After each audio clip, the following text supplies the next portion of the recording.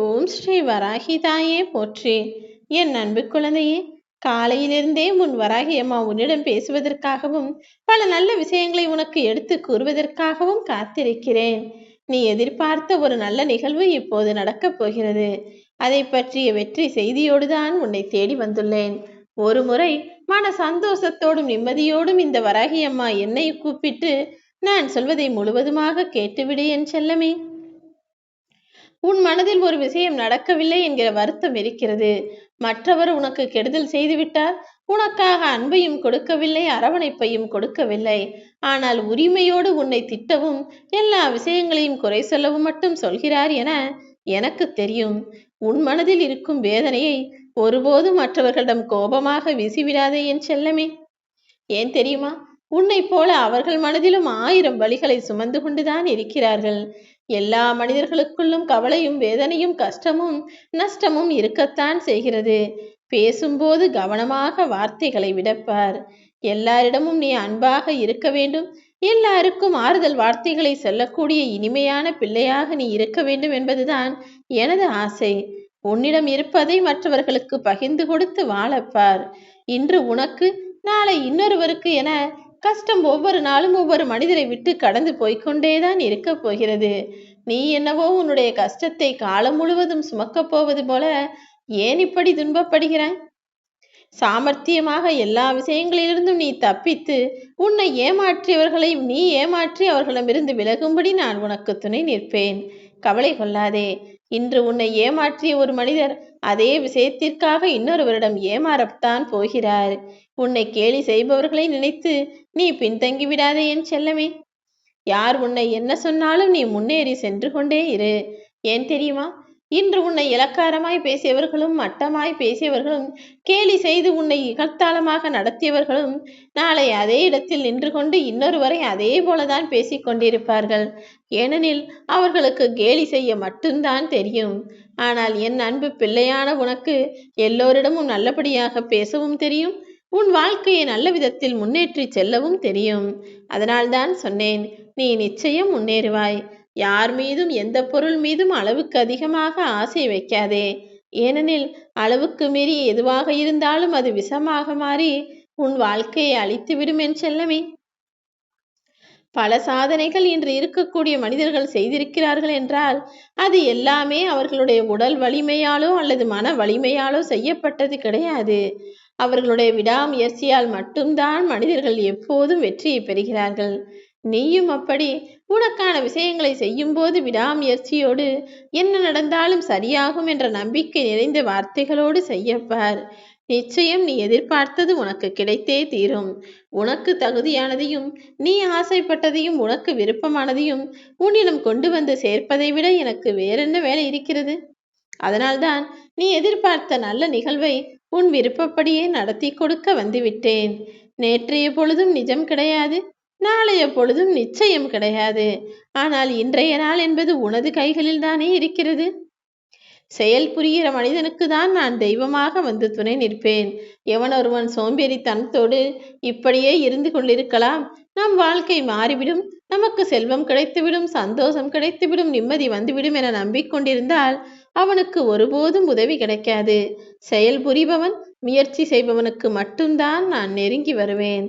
எந்த மனிதரும் உன்னால் மனமுடைந்து என்னிடம் வந்து வேதனைப்படும்படி நீ நடந்து கொள்ளாதே என் செல்லமே. ஏனெனில் அப்படி எந்த மனிதர் மனமுடைந்து என்னிடம் வந்து முறையிடுகிறாரோ அவருக்கு மிகவும் புண்ணியம் கிடைக்கும்.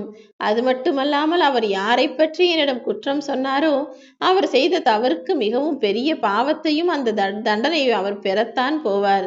அதனால்தான் நீ அப்படி யாருக்கும் கெடுதல் செய்யக்கூடிய ஆளாக இருந்து விடாதே. யார் ஒருவரும் உன்னை பற்றி என்னிடம் வந்து குறை சொல்லிவிடக்கூடாது. நீ நல்ல பிள்ளையாக இருக்க வேண்டும் என சொல்கிறேன். மனம் உடைந்து போன மனிதர்களின் வேண்டுதல்கள் என்னிடம் மிகவும் பலம் வாய்ந்தது. ஏன் தெரியுமா? அவர்களுக்கு தான் நான் முதலில் உதவி செய்வேன். எந்த மனிதரும் அவ்வளவு சுலபமாக உடைந்து போகக்கூடியவர் கிடையாது.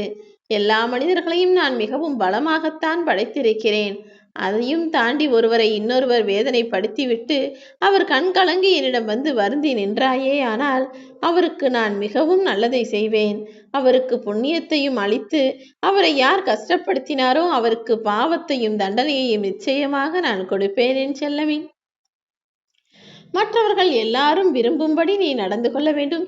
மற்றவர்களுக்கு பிடித்தது போல நீ பேச வேண்டும் என யோசிக்காதே. பிறர் விரும்பும்படி நீ பேச வேண்டுமானால் பொய் மட்டும்தான் பேச வேண்டியதாக இருக்கும். ஏன் தெரியுமா? எல்லாருக்கும் எல்லாரையும் பிடித்து விடாது.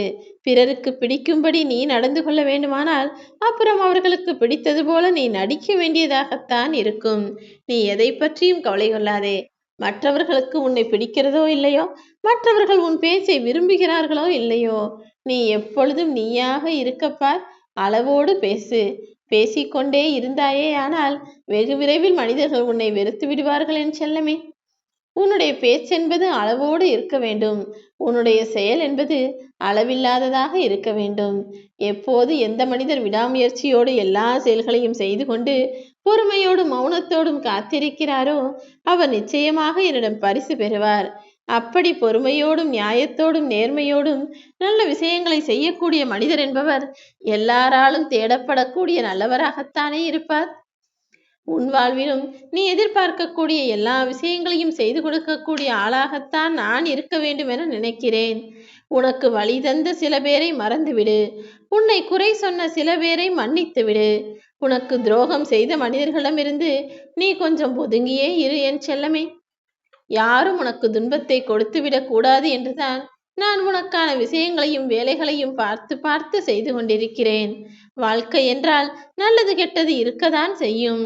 நீ நல்லது செய்வதற்கான பாதைகளை உனக்கென உருவாக்கிக்கொள். ஒருபோதும் நீ தவறான தீய வழியில் சென்றுவிடக் கூடாது என் செல்லமே. குடிசையில் இருப்பவர்களெல்லாம் ஏழையும் கிடையாது, மாளிகையில் இருப்பவர்களெல்லாம் பணக்காரர்களும் கிடையாது. யார் ஒருவர் மன சந்தோஷத்தோடும் திருப்தியோடும் வாழுகிறாரோ அவர் மட்டும்தானே உண்மையான பணக்காரன். அப்படிப்பட்ட பணக்காரனாக நீ வாழ வேண்டும். உனக்காக நீ எதிர்பார்த்ததையெல்லாம் நான் செய்து கொடுக்க வேண்டுமென ஆசையோடு இருக்கிறேன். எல்லா விஷயங்களையும் உன் விருப்பம் போலவே நீ பெறப்போகிறாய். நீ எதிர்பார்த்த எல்லா நல்ல நிகழ்வுகளும் நல்லபடியாக நடந்து முடியும். அம்மா வராகி தாயே, எனக்கு ஒரு பிரச்சனை என ஒருபோதும் என்னிடம் வந்து சொல்லாதே. ஏன் தெரியுமா? பிரச்சனை என்று சொல்லும் போதே கவலையும் பயமும் உனக்குள் கட்டாயம் வந்துவிடும். அதற்கு பதிலாக எந்த விஷயத்தையும் பிரச்சனை என யோசிக்காமல் எனக்கு ஒரு சவால் என்றுதான் சொல்லிப்பாரேன்.